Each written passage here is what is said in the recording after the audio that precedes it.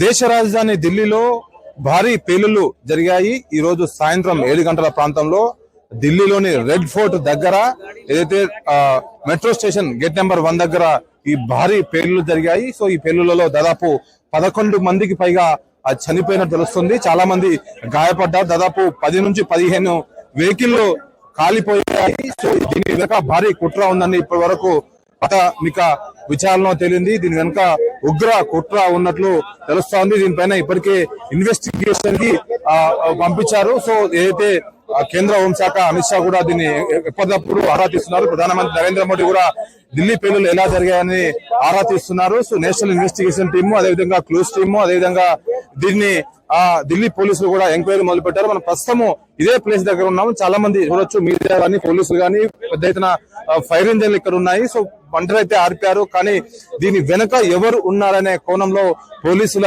అయితే దర్యాప్తు కొనసాగుతున్నది. సో గత 2 రోజులుగా చూసుకుంటే దేశవ్యాప్తంగా అక్కడ గుజరాత్ లో కానీ హైదరాబాద్ లో లింక్ ఉన్న కొంతమంది టెర్రరిస్ట్ ముఠాలను అరెస్ట్ చేశారు. సో ఈ రోజు ఉదయం గజియాబాద్ లో ఒక డాక్టర్ ఇంట్లో సంబంధించిన కొన్ని వస్తువులు దొరికాయి. సో దాని తర్వాత ఈ రోజు సాయంత్రం 7 గంటల సమయంలో ఢిల్లీలో రెడ్ ఫోర్ట్ అత్యంత రద్దీగా ఉండే మార్కెట్, ఢిల్లీలో అత్యంత ప్రధానమైన మార్కెట్. ఇక్కడ సెక్యూరిటీ కూడా చాలా ఉంటది, పోలీసులు కూడా నిఘా ఎక్కువగా ఉంటది. ఇక్కడ మొత్తం చాలా చాందనీ చౌక్ అనేది ఏషియాలో అత్యంత పెద్ద మార్కెట్ మనకి ఎదురుగా కనిపిస్తుంది. సో ఇలాంటి రద్దీ ప్లేస్ లో బ్లాస్ట్ జరగడం పట్ల